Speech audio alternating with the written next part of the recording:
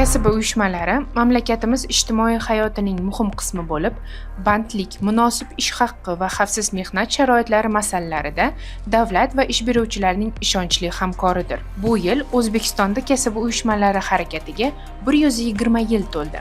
Bu mehnatkashlar huquqi va ijtimoiy himoyasi tarixidir. Davlatimiz rahbari o'z nutqlarida kasb uyushmalarining ahamiyatiga alohida to'xtalib, mehnatkashlar manfaatlarini himoya qilish va ijtimoiy muloqotni kuchaytirishga katta e'tibor qaratmoqdalar. Shu tufayli kasb uyushmalari rasmiy tuzilmagina emas, balki yurtimiz bo'ylab millionlab xodimlarning haqiqiy tayanchiga aylangan. Ular safida bizning jamoamiz O'zaeronavigatsiya markazi ham bor.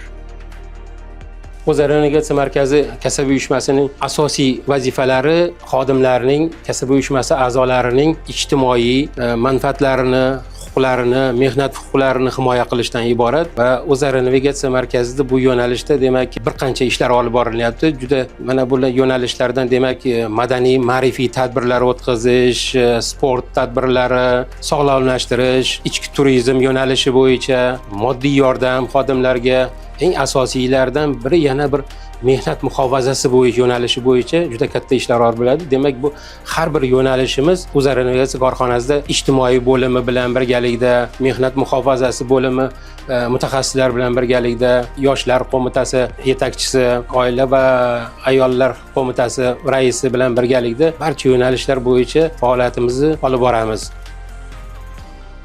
O'zaeronavigatsiya markazidagi ijtimoiy hayotni kasb uyushmalarsiz tasavvur qilib bo'lmaydi.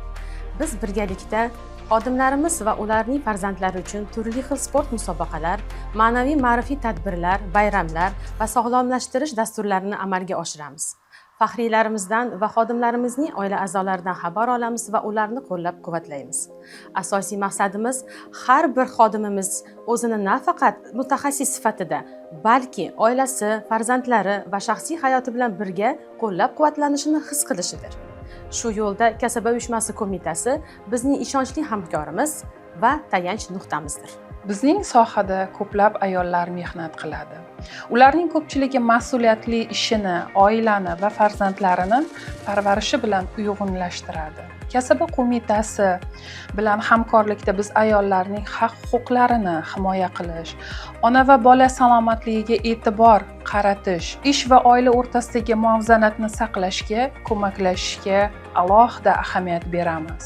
Barcha ayol hamkasblarimiz va oilalarimiz nomidan kasb uyushmasi va faollariga o'z minnatdorchiligimizni bildiramiz. Yoshlar uchun kasb uyushmasi faqat rasmiy tuzilma emas, balki imkoniyatlar maydonidir. Kasb qo'mitasi ko'magida uchrashuvlar, sport musobaqalari, ixtiyoriy va ijodiy loyihalar o'tkazilmoqda. Bu yosh mutaxassislarga o'z salohiyatini ochish va o'zini jamoasining to'liq a'zosi sifatida his qilishga yordam beradi.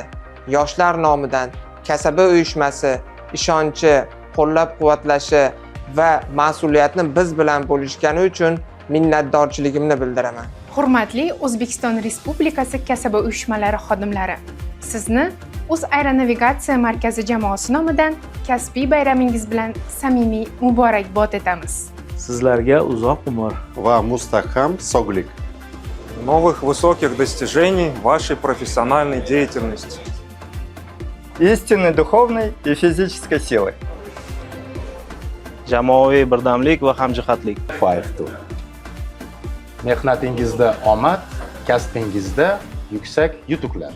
Jamoa va oilalaringizda tinchlik, farovonlik va samimiy muhit hamroh bo'lsin. Пусть ваши условия по созданию комфортных условий труда будут плодотворными, а их результаты достойно отразятся на развитии всего общества. Bayramingiz muborak bo'lsin.